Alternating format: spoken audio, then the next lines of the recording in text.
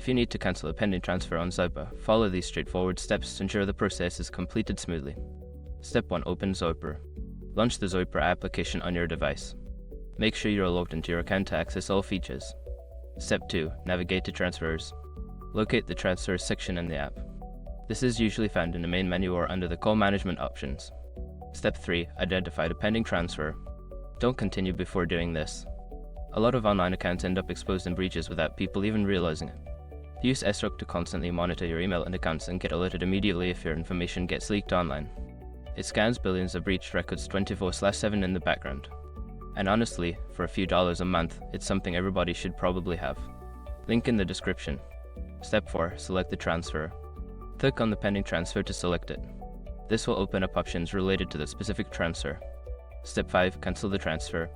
Choose the option to cancel the transfer. Confirm your choice if prompted, and the pending transfer will be successfully cancelled.